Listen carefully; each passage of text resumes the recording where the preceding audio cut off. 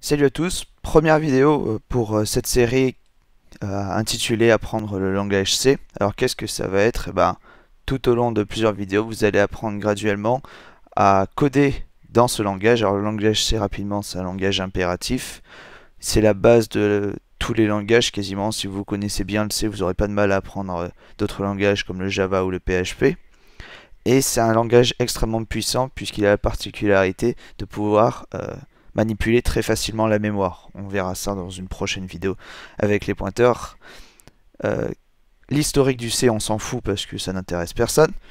On va commencer tout de suite avec cette première vidéo. Alors, dans ce cours-ci aujourd'hui, on va voir les bases du C, c'est-à-dire les types ainsi que les variables, et deux fonctions de base qui sont printf et scanf. Alors, si vous connaissez déjà ces fonctions, ces instructions, eh bien il y a une petite annotation pour passer directement à la vidéo suivante. Si vous voulez revoir vos bases ou alors si vous êtes vraiment un débutant, la vidéo va pouvoir être lancée. Donc restez, vous allez apprendre ça. On va travailler sous Linux, comme vous voyez sous vos yeux. C'est plus simple. Normalement, si vous commencez à apprendre le C, ça sera probablement à l'université ou dans un lycée. Et vos professeurs vous feront forcément travailler sous Linux parce que c'est plus simple et parce qu'il faut que vous en preniez l'habitude.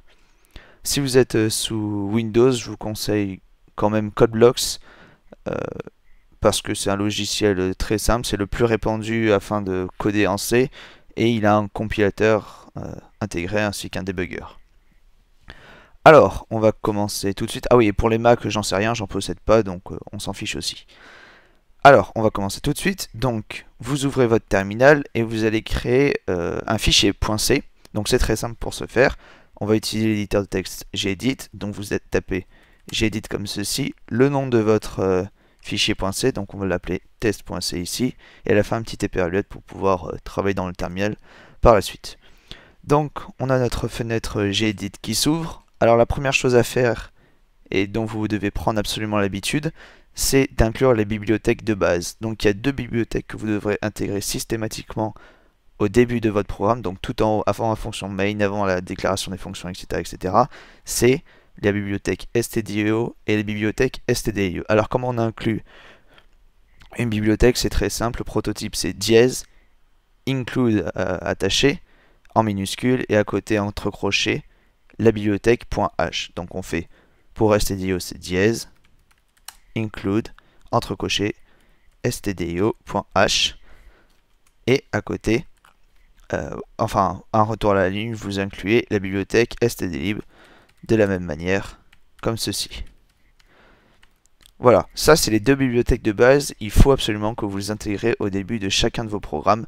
Par exemple, la bibliothèque stdio.h contient la fonction printf et la fonction scanf, et la bibliothèque stdio.h contient la fonction par exemple exit, qui est très pratique. Et si vous voulez inclure par exemple la bibliothèque math qui contient la fonction po, c'est très simple, je vous montre ici, c'est include, toujours la même chose, math.h comme ceci. Voilà, on va pas l'utiliser ici donc on va la supprimer, mais vous voyez c'est très très simple d'inclure une bibliothèque.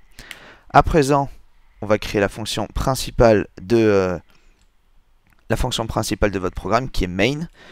Alors, on en reparlera dans les fonctions, donc vous allez écrire ce que je vais écrire là sans essayer de comprendre. Vous mettez int main et entre parenthèses void, vous ouvrez une accolade, on va la fermer tout de suite, et voilà. Donc ça c'est votre fonction main, et on va commencer notre programme ici avec la déclaration des variables. Alors, une variable, on va dire, c'est un mot qui peut être modifié, dont la valeur peut être modifiée. Donc par exemple, la contenance d'une boîte, ça peut être par exemple 3 pommes, on va le modifier après pour que c'est plus que 2 pommes. Une voiture peut contenir 3 passagers, on peut le modifier après la variable voiture en mettant que 2 passagers. Voilà, c'est ça une variable, c'est quelque chose qu'on peut modifier. Les variables possèdent des types. Par exemple, il y a une différence entre un nombre entier et un nombre à virgule, et il y a aussi une différence entre un nombre entier et un caractère. Alors comment on déclare une variable? On met d'abord, donc le prototype c'est le type, puis le nom de la variable, et enfin un point virgule parce que c'est une instruction. À chaque fois que vous effectuez une instruction, vous mettez un point virgule à la fin. Donc là, je vais déclarer une variable au hasard, par exemple un int. on met un int pour le déclarer, parce que le nom variable, la variable va avoir un type int, comme ceci, donc int variable point virgule, et après par exemple j'ai envie de déclarer un flottant, donc c'est un nombre à virgule, float, et à côté on va lui donner un autre nom, ma variable. Alors, je reviens sur quelque chose d'assez important en C, mais dans n'importe quel langage aussi. Il y a certaines conventions qu'il faut adopter quand vous écrivez par exemple des variables. Par exemple ici, les variables sont automatiquement en minuscules et commencent par une minuscule. Alors, ici il y a une petite particularité, j'ai mis une majuscule, c'est parce que si votre variable contient plusieurs mots, eh bien à chaque fois que vous écrivez un nouveau mot, vous mettez automatiquement une majuscule. Ça va vous permettre d'être plus lisible et pouvoir vous relire plus rapidement. Donc très important, c'est une convention que vous devez adopter. Prenez-en l'habitude, vous verrez, c'est super simple et ça deviendra une habitude. Alors, on va utiliser dans ce cours que ces deux variables-là, mais je vais vous en présenter par exemple une autre qui est vachement importante, c'est la variable de type caractère. Donc on va lui donner le type char, on va l'appeler C, parce qu'une variable peut contenir au minimum une lettre, et on va mettre un point virgule, et par exemple si on veut écrire quelque chose dans une variable, donc C, on peut mettre égal, comme ceci. Dans C on va inclure un caractère, qui va être par exemple le caractère C, point virgule. Alors, un caractère ne contient donc qu'une seule lettre, donc vous ne pouvez pas écrire par exemple cheval. Mince, j'allais écrire cheval. Hop, on va retourner dessus. Cheval, voilà. Là, ce n'est pas un caractère, c'est un string, donc vous n'avez pas le droit de l'écrire. Ça ne contient qu'un seul caractère. Il existe aussi d'autres types de caractères un peu spéciaux, par exemple le retour chariot, qui est vachement important à connaître. Le retour chariot, ça signifie retour à la ligne. Donc par exemple, le caractère C signifie ici retour à la ligne. Il y a une autre manière aussi d'inclure une valeur dans une variable. Vous déclarez le type de la variable et par la suite dans votre programme, vous pouvez écrire le nom de variable égale qu'est-ce qu'elle contient. Par exemple, ici, un retour chariot. Voilà, et toujours un point virgule parce que c'est une instruction.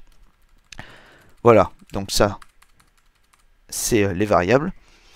On va maintenant faire un exercice extrêmement simple et basique, c'est-à-dire qu'on va demander à l'utilisateur de rentrer sa taille et son âge, et on va après afficher cette taille et son âge. C'est pour vous faire travailler printf et scanf ainsi que l'utilisation des variables dans ces fonctions. Alors, comment on fait? D'abord, on a compris qu'on a besoin de connaître l'âge et la taille, ça veut dire qu'on doit déclarer l'âge et la taille de la personne.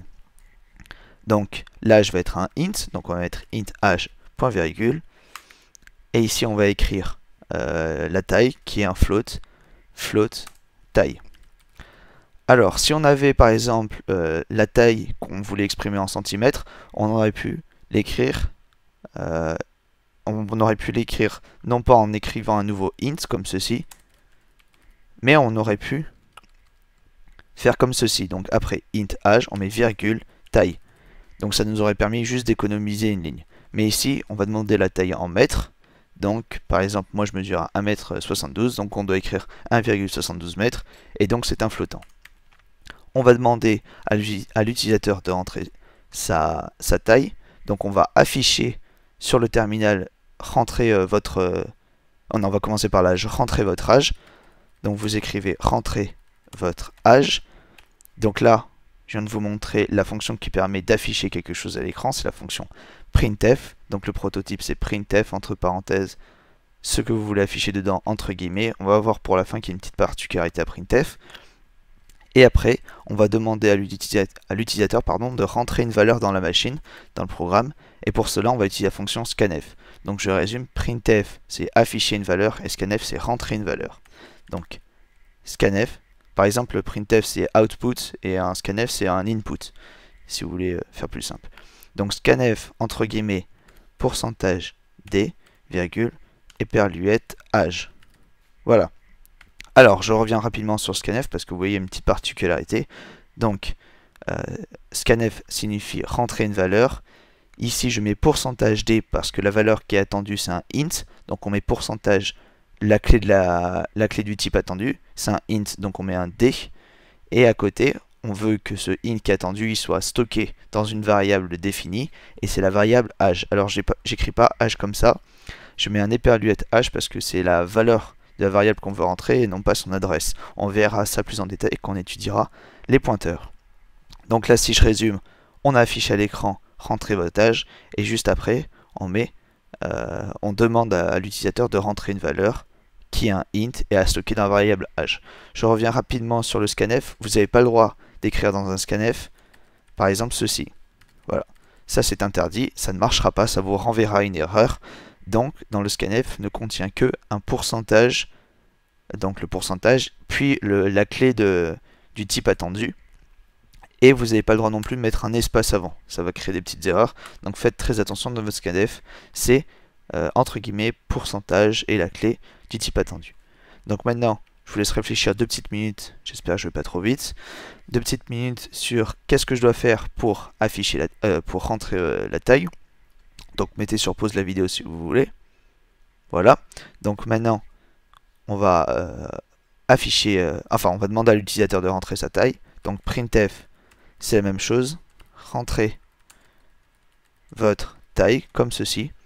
Alors on va mettre 2 points dessus pour que ce soit quand même plus joli, parce que là c'est pas très propre. Fermez les guillemets, on ferme la parenthèse, on met un point virgule parce que c'est toujours une instruction, et ici scanf. Et là vous êtes posé la question, mais attends, l'âge est de type int, mais la taille est de type float. Donc il y a un petit changement à faire.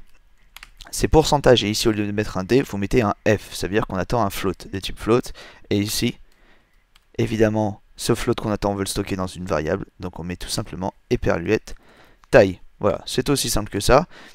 Et à présent, on a demandé à l'utilisateur de rentrer ces 2 variables, et elles sont ainsi stockées dans la machine.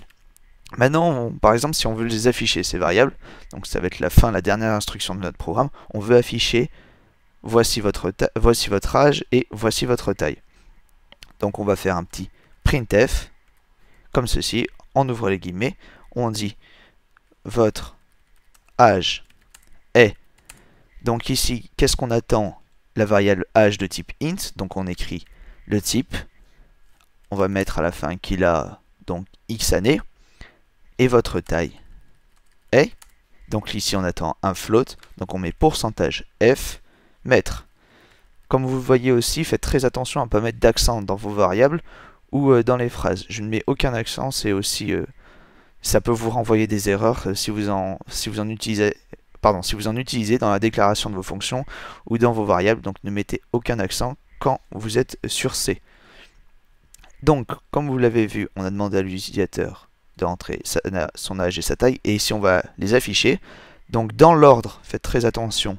Dans l'ordre, on a demandé d'abord l'âge, qui est un int. Donc, à la fin de votre printf, au lieu de fermer la parenthèse, vous mettez une virgule. On demande l'âge. Pourquoi ça revient là?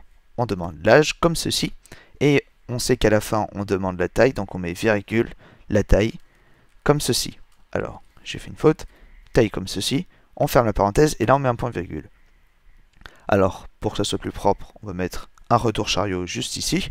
Voilà, retour chariot pour avoir un retour à la ligne pour que notre programme soit bien propre. Alors, qu'est-ce qui s'est passé ici?